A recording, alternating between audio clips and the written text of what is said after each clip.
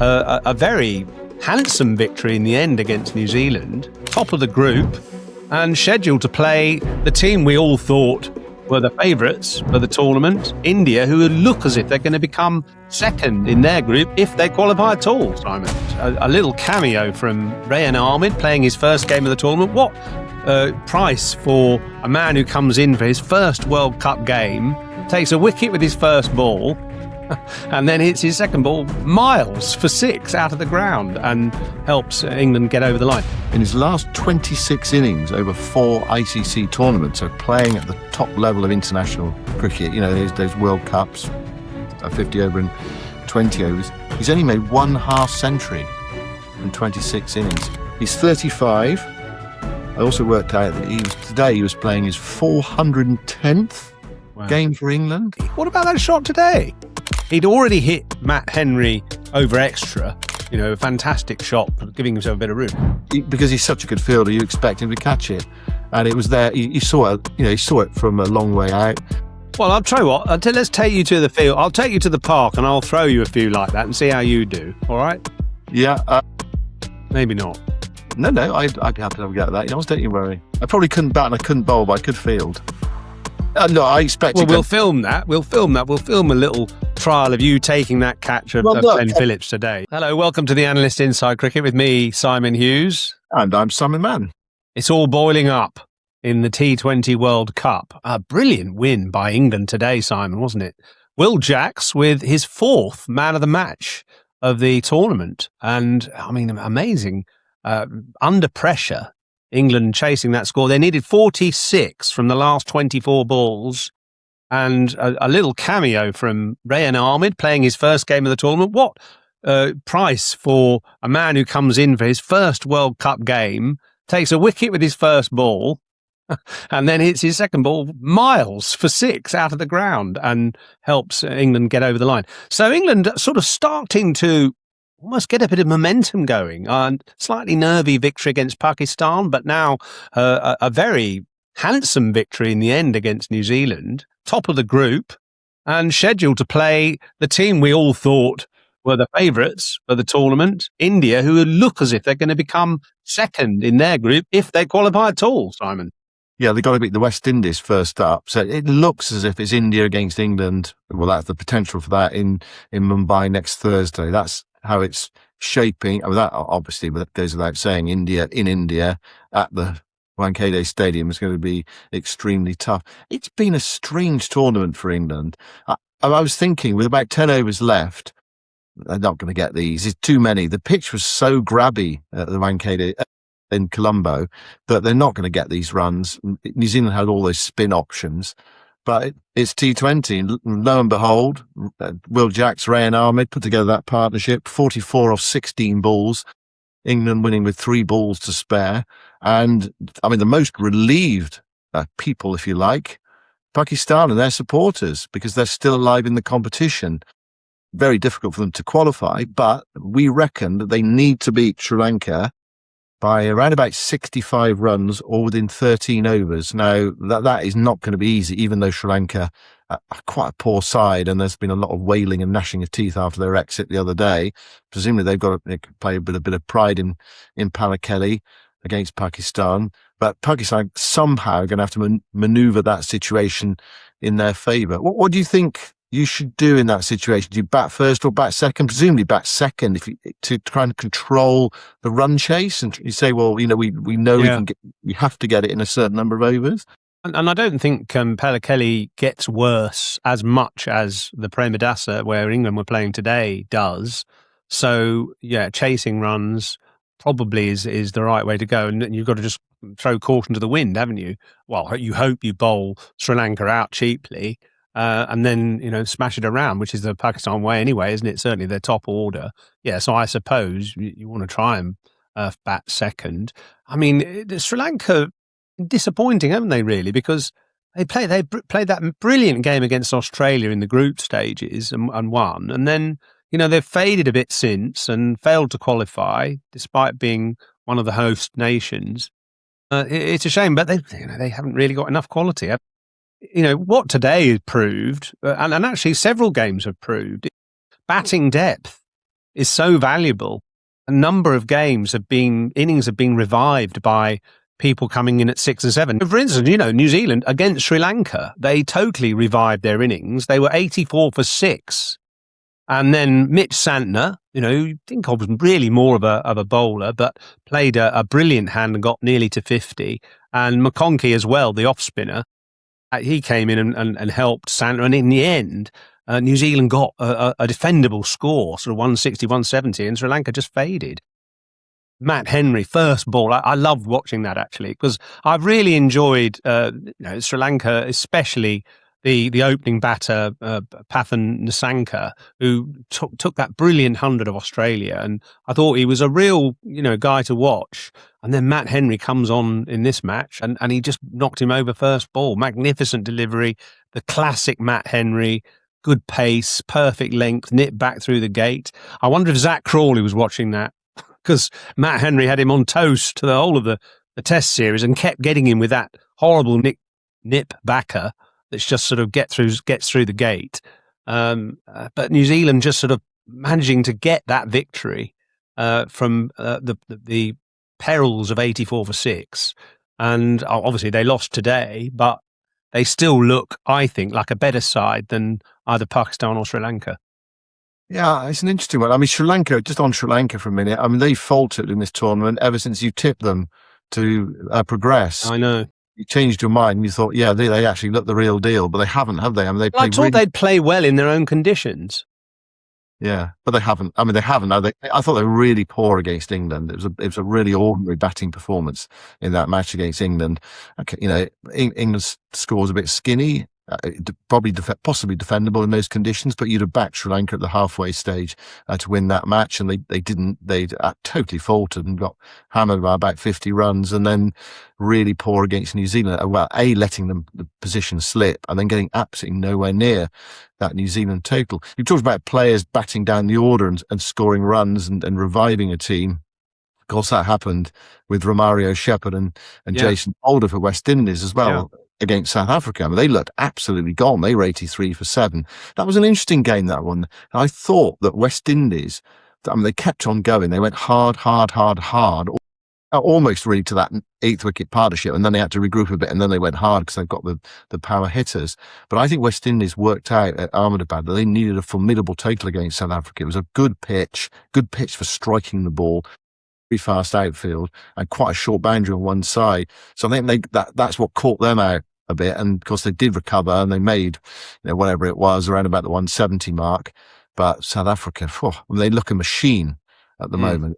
Look, and it's nothing original to say they look so far the best team in the tournament, and they look the favourites. But we've seen that happen to sides in the past in T20 cricket, that you can fall at the last hurdle. Let's talk a bit more about England and New Zealand today, and perhaps with some reference to Pakistan the other day. I think what helped England today was the fact that they'd already qualified. So they didn't. To me, it didn't look as though they were a team playing under pressure, because they knew that they're going to get a difficult game in the semi-final. Whatever, it's going to be South Africa, it's going to be India. I mean, probably even West Indies is going to be tough for them.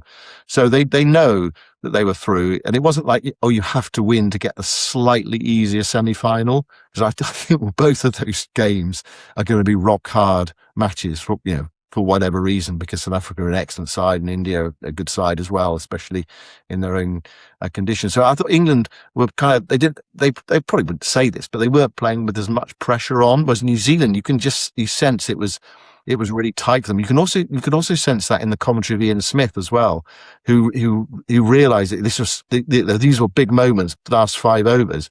And of course, the game slipped away from that. Glenn Phillips over went for 22, and Will Jacks coming in at number 7 has been superb. And there's an impudence about Rehan Ahmed as well. I mean, he's a very good ball striker, and he's one of those players I'm absolutely fascinated. And I've said this before, absolutely fascinated to see what he's going to be like in about 5 years' time as a cricketer, because he's pretty young still. He's got an incredible amount of talent, natural talent as well, and he works hard at his game. He loves cricket. He's a real cricket badger. So it'll be fascinating to see how he develops. And he's helped England win a World Cup match. And it was actually thrilling watching England in the end over the line with 3 balls to spare. Because at the halfway stage of their innings, after 10 overs, I thought they were gone. I couldn't see them winning that match because I'd seen New Zealand close out Sri Lanka the other day, and it was just so tough to bat. But you whack a couple over the rope, you come down the pitch, you connect with a couple, suddenly the pressure reverses onto the opposition. Yeah, and they've done that. They've won 3 games in this Super 8s without really any contribution from their opening batters either. Buttler has continued his single-figure scores. Today, a duck. I mean, it's the one number under 10 he hadn't got, I think. He's had a sequence of poor scores that have gradually gone down, and today a duck, very worrying for him and for England generally. Such a giant of limited overs cricket, and he really has looked to shadow himself. Yeah, go on. I'll ask you a question there, because you wrote a piece earlier in the tournament that form doesn't matter anymore. You were talking about Abhishek Sharma. It has actually now made some runs in the competition. You say it's just about mindset. To me, I think it does matter to Joss Buttler, don't you? He just looks, body language. I mean, all batters go through it. He is struggling. That's a form issue, isn't it? Well, I don't like the word form. I think it's sort of a bit of a misnomer. I think it's more about confidence in a way. And I know the two, you could say the two are... That's what I mean. It's got like form, confidence. They're kind of saying... What is form? I mean, what is form? I suppose form is partly confidence, but form is also consistency, isn't it? And getting, lots of scores, which gives you that confidence. I don't think that form is quite so relevant in T20, because I think you can get it back by hitting a couple of fantastic shots. You can get 30 off 3 overs, say, and suddenly your confidence comes flooding back. It just takes a couple of beautiful shots, and unfortunately he hasn't hit a boundary, has he, in 5 innings now, because he's got out before he's even got set. So I don't think it's so much a question of form. I just think it's this sort of, it is a mindset, and I think he's someone who wears his heart a little bit on his sleeve, and you can sort of see when he comes out, when he's really confident, he comes out and he looks sort of buoyant, and at the moment his sort of head looks a bit bowed and he looks a little bit apprehensive, and you almost look at him sort of as if he's going out there with a fatalist sort of mindset that, oh God, it's going to be another failure sort of thing, which is unlike him, of course. But, this game has a horrible way of nagging away at your confidence and your mindset and your sort of general demeanour. And, just at the moment, he doesn't look as someone who backs himself. And, I mean, look, he got a good ball today. Lockie Ferguson bowling good pace, got the ball to bounce. Actually, there was a beautiful angle of it on TV from the sort of deep first slip position, with the camera kind of zooming in on the bowler and then the batsman and little edge. It was a lovely moment. You can see that on YouTube if you go to our YouTube channel, the Analyst channel. But it was seen like it was almost inevitable, and England have done incredibly well without any kind of opening partnership from either him or Salt.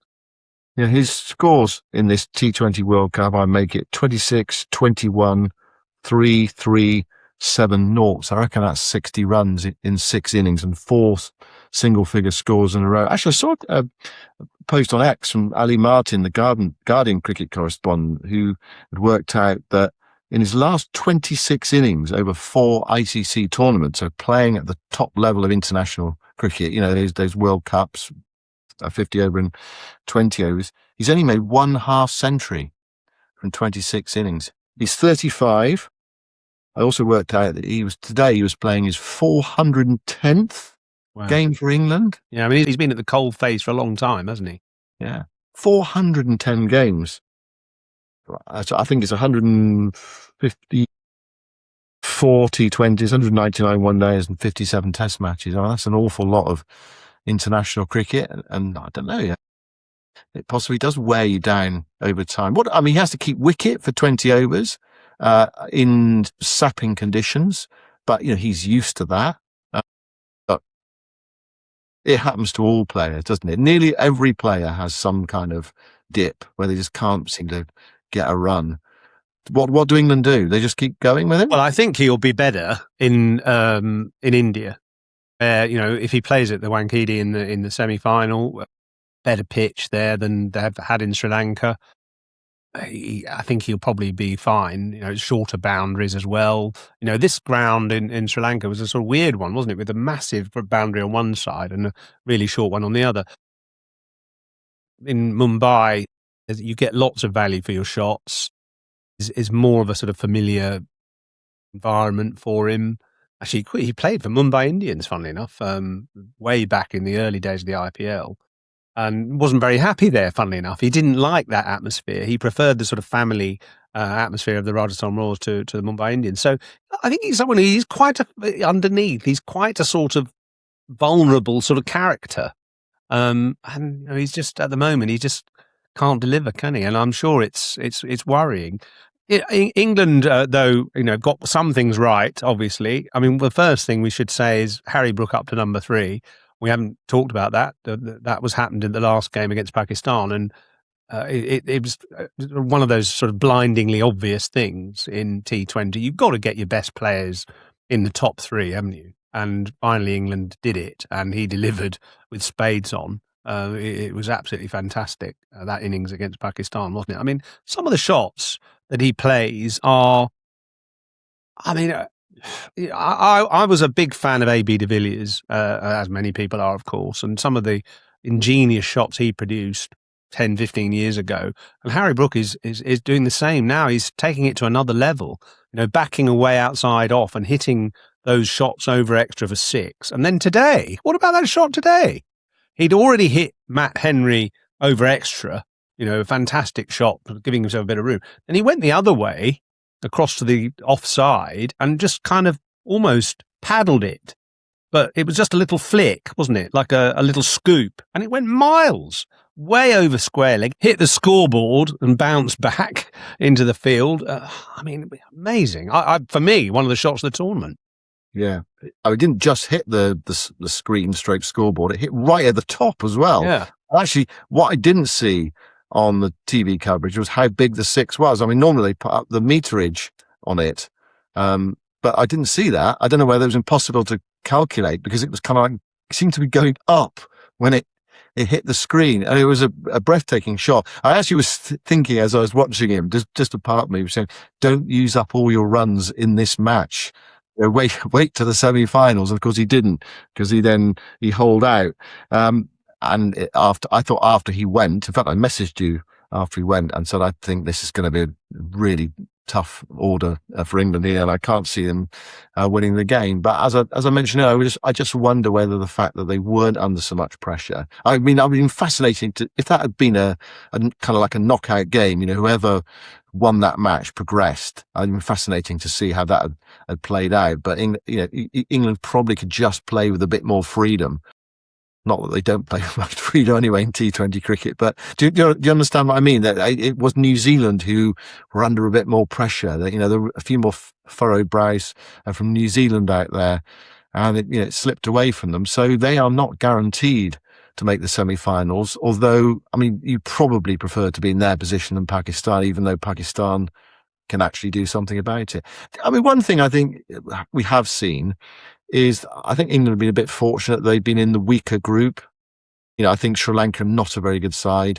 I think Pakistan are quite an ordinary side. And New Zealand, I think, are a good side. And that was a good win for England today. But they weren't playing under the same pressure that New Zealand were playing under. But you have to, say fair play to, the likes of Will Jacks, who plays splendidly, and Rayan Ahmed. Off 7 balls. Yeah. Sounds like one of your overs, yours, doesn't it? 19 off 7 balls. It does. England have got these players that are very versatile, aren't they? I mean, it's great to have a player like Rayan Ahmed coming in for his first game, who also bowls handy overs, and actually having more bowlers who can spin the ball both ways as well. Having, Will Jacks, who bowls off spin, and bowls round the wicket, so a slightly different angle for a batter to deal with.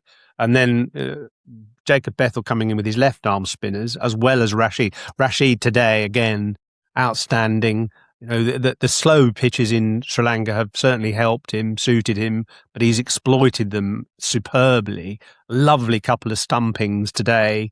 luring the batters down the crease and just spinning it past the outside edge and the inside edge of the left-handed Chapman, and Buttler whipping off the bails. I mean, just wonderful old-fashioned bits of cricket. I love watching Rashid, and it's funny, but it's a throwback. In fact, so far back to one of my favourite cricketers. It's stupid, comparison really, but the famous Titch Freeman, A.P. Freeman, who played for Kent in the 1930s. And, in one season of county cricket, how many wickets did he take? 304. 304 in one season of county cricket in about 24 matches. He was sacked the year he only got 160. Took 3,900 wickets in his career. And he took many wickets. He was called Titch Freeman because he was small and bowled leg spin. And many were thrown up in the air, luring the batsman out of their crease. And Les Ames, the famous Kent and England wicketkeeper, whipped off the bails. Many, many stumpings, just like the type that Rashid conjures up. Wonderful to watch. The control and the kind of teasingness that he has at his disposal. But as he's one of those sort of 3 or 4 bowlers, with England having the ability to spin the ball both ways, spinning it away from the left-handers and away from the right-handers, very valuable.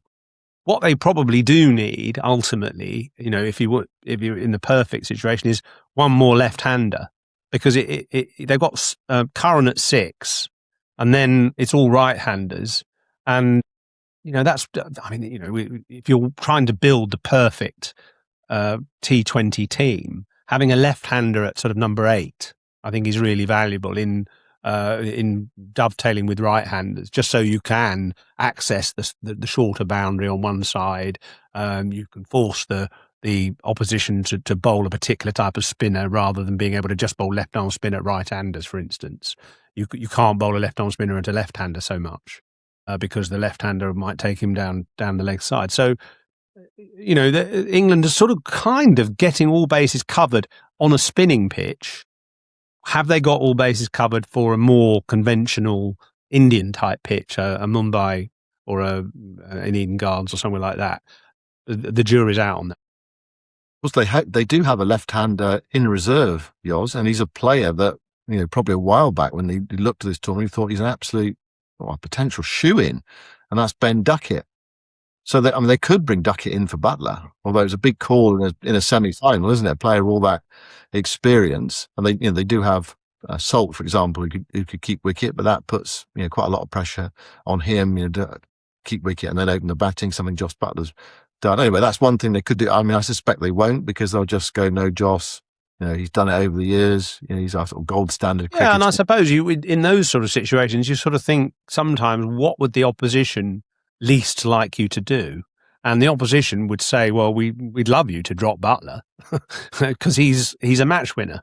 So I don't think they would do that. But unless they feel that he's really struggling, sort of mentally, and they'll know that better than anyone, I suppose. And what they could do is, another idea is drop him down the order. Take him away from opening. Yeah. I mean, Harry Brook has practically been opening in the last 2 games anyway. I think he's been in the first over actually in the last 2 games, hasn't he?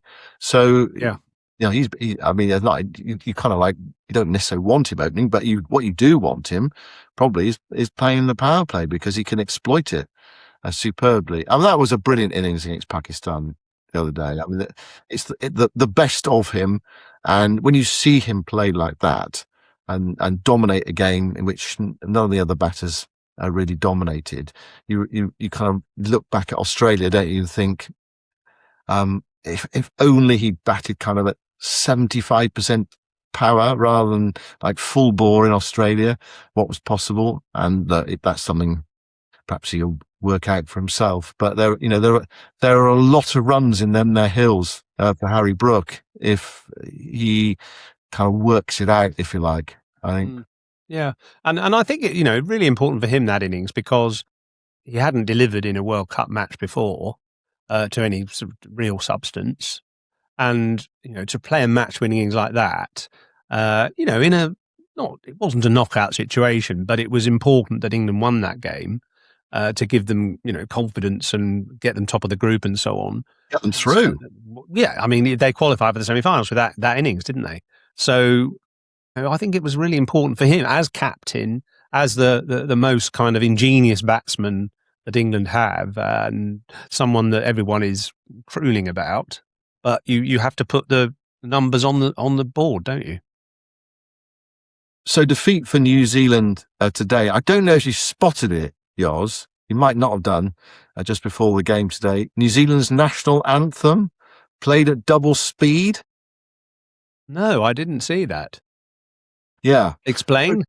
Well, I think someone must just press the button wrong. Well, it just must have been on, ×2 rather than on ×1. Sometimes, I don't know, people probably listen to this podcast sometimes on ×2 or to get it done with quickly. But I think, that was what happened with the New Zealand anthem today. Someone had it on double speed or 1.5. So they were rattling through it and the players were trying to keep up and they were all laughing at it. I mean, I think perhaps some of the other anthems probably need I was going to say Sri Lanka, Bangladesh. Yeah, they need those on triple speed. Well, you have to get your timings right if you're the ICC, because you have to get out there early, because if you don't, the game starts late because those anthems are very long. I think the South African anthem's pretty long as well. So yeah, anyway, so they took it all in good spirit, as you'd expect. Does that mean you have to sing with a slightly higher pitch as well? Well, there was a slightly higher pitch to it. I think quite a few of them sing the national anthem. It's always weird, I think, actually, that before a big sporting occasion that's really tense and tight, you're churning up inside, you've actually got to sing. It's kind of weird, people are sometimes judged on whether they sing the anthem or not, when actually, really, especially for an opening batter, you really want to be focusing on your innings. I thought that sometimes in the Ashes. All that paraphernalia that went on before each Ashes test. If you were opening the batting, you had to nip off the toss, get your pads on pretty quickly, because you're out there about quarter to the hour. If you're starting at the top of the hour, because you have all these, all the ceremonies that went on before. Anyway, the point being that they were, I think most of them do sing it, and they were trying to keep up. It wasn't easy. And then in the end, they were trying to keep up with England as well. They were trying to keep up with Jackson and Rayan Ahmed, who were on fast forward as well. They were on ×2. It makes sense, actually, to speed the anthems up for T20. It's a faster form of the games. Yeah, speed the anthems up as well. Good idea. Speed the breaks up. Get them out after 5 minutes as well, rather than the 15 that they take between innings. Get it all going a bit quicker, exactly. Get the presentations over quicker as well. Well, there was that match the other day involving Sri Lanka and New Zealand. There's a case in point, actually. We think of T20 as being a fast game, but actually it's got to the stage now where it's as slow as, if not slower than Test cricket in terms of the number of balls bowled per minute or per half an hour or whatever. So Sri Lanka the other day against New Zealand, they bowled 13 overs of spin. And yet they were still late through their overs, so they had to have an extra player inside the circle for the last over of their bowling innings. Well, that's just really poor, isn't it? When you bowl that many overs of spin, 13 of the 20 overs were slow bowls. I know they have the 2 breaks, which is one too many, of course, but we know why they do that. It's so they can get all the adverts in on TV, so there's that commercial aspect to it. But I think the game does need to. It could just move a bit quicker. I mean, you're supposed to be done in an hour and 25 minutes. And Sri Lanka the other day was something like an hour and 46 minutes. And they had 13 overs of spin as well. Sometimes it's because they're fetching the ball back, I suppose. They make allowances, don't they? There's a bit of allowance, mate. And also, it depends how many wides you bowl as well. So we sometimes say, they bowled 20 overs. But I think it was one game earlier in the tournament where one team bowled 13 wides. So that, that's that's 22.1 overs as well. And you're right, and the fetching of the ball back. So, but also the other thing as well, there's supposed to be this 1 minute between overs, isn't there? But there have been a number of occasions in this tournament where the umpires haven't applied that because the games just seem to stop for whatever reason. Anyway, look, it's been a decent tournament. I think it needs we had a close game today, an exciting game today. It probably needs a few more of those. It needs some drama. There's been a few too many kind of one-sided games. You think the big clash between India and South Africa in Ahmedabad, it was very one-sided. The game was over well inside the distance. Look, thousands of people left. Narendra Modi Stadium was silent again. South Africa against West Indies yesterday, big clash. Again, over well one-sided, yeah. Yeah. Yeah, and Sri Lanka against New Zealand the other day. Again, total anticlimax. So we could do with a few, close, exciting games. You can't all have them like Afghanistan against South Africa, which was one of the rippers of all time in terms of T20 matches, with a tie and 2 super overs, and we nearly had a third super over. And it was what a fantastic game that was between two very talented teams. But yeah, we could do with something a bit more, couldn't we? In the tomorrow and Sunday, but mainly, I suppose, when the semi-finals get underway, Wednesday and Thursday. Yeah, I mean, I sort of hope in a way, well, not from any particular allegiance reason, but I sort of hope West Indies manage to somehow make it through, and it'll be at the expense of India, obviously, which will be bad for the tournament's kind of profile in India, obviously.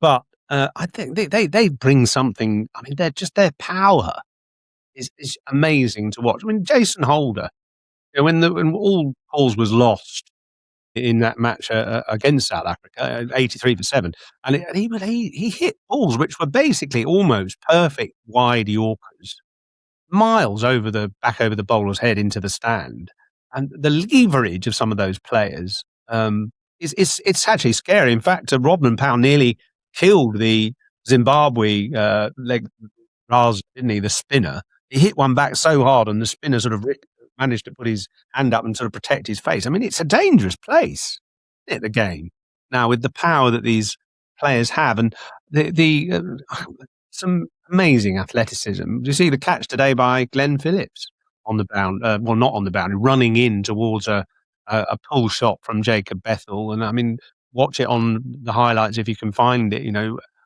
Incredible piece of agility, running full bore at the ball and picking it up literally on the ground and rolling over. It's sort of circus and sport combined. The acrobatic nature of some of these pieces of fielding is wonderful to watch. So all I'm saying is, even if the games sometimes peter out, there are still moments of astonishing sporting skill which you can marvel at.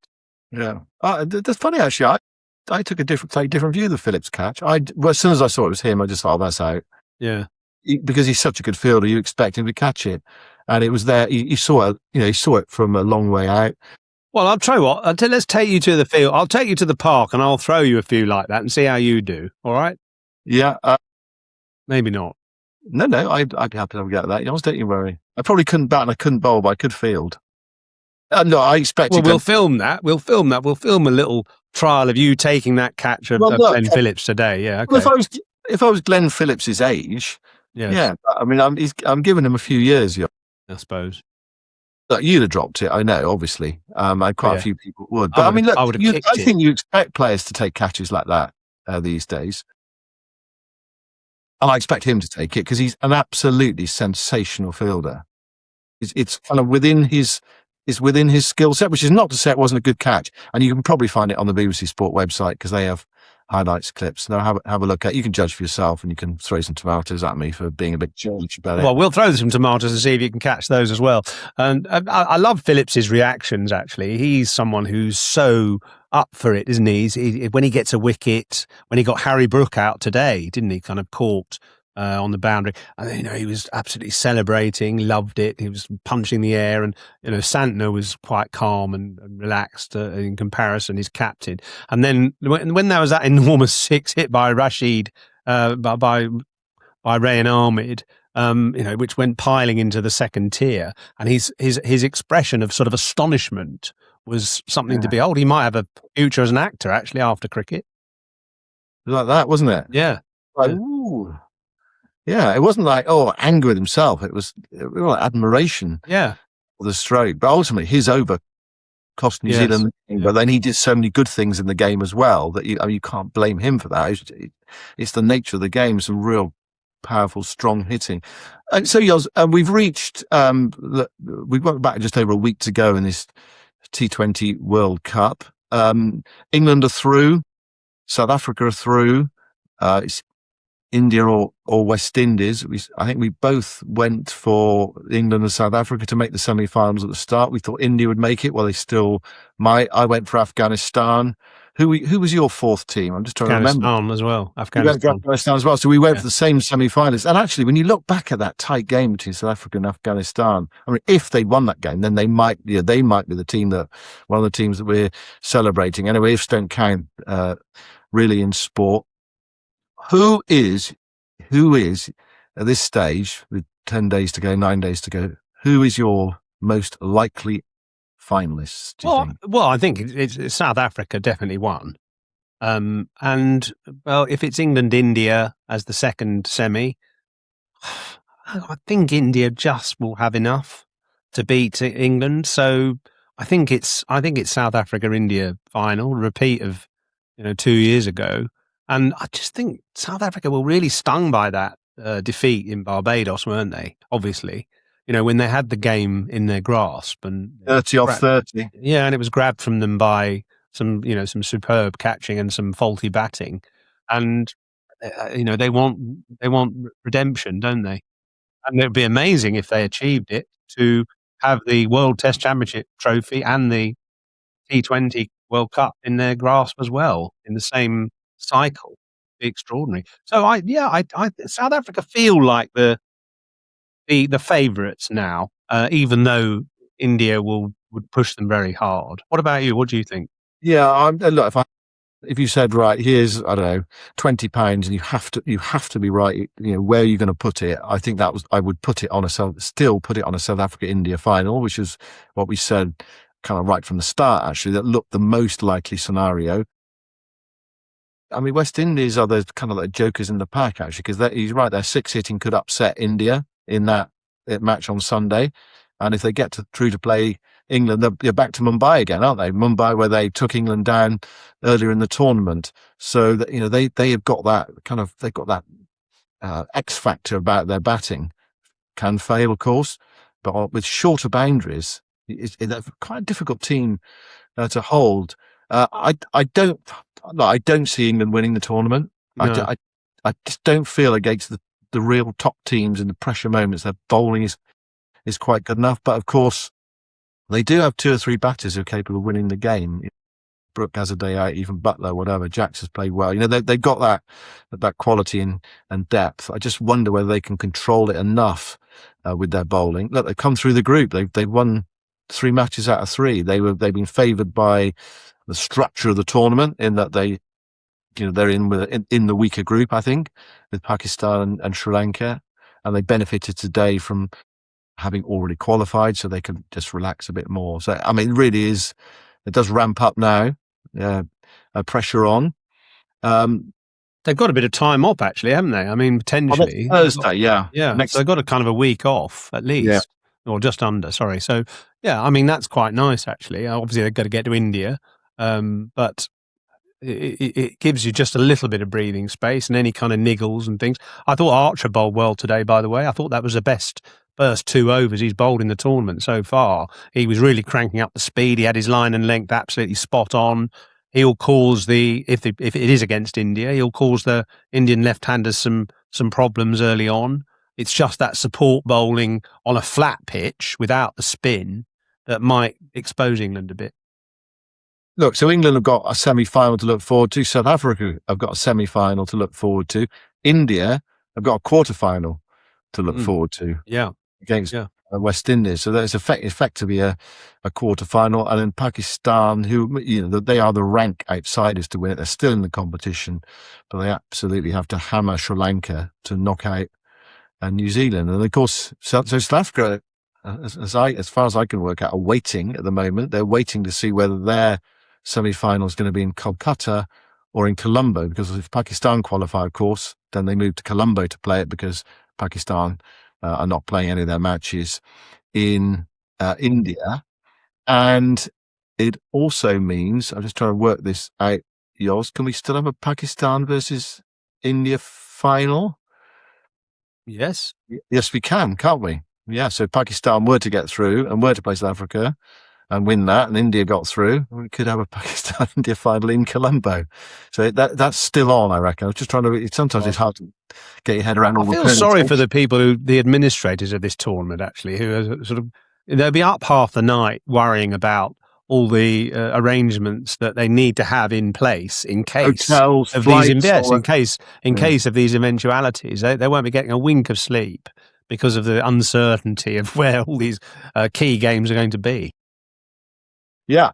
Okay, right. So we're well into the tournament now, and now we're right at the business end. England are still there, And they set out initially, didn't they, to be semi-finalists at the very least, and they've achieved that. So well done to them. Yeah, indeed. Okay, yeah. So the fascinating last 9 or 10 days left of this tournament. Whoever makes the final from here. So we'll be back. We'll be back in a few days' time to have a look at the action. We'll definitely be having a look back at the semi-finals next week. So thanks very much for listening, and goodbye for now.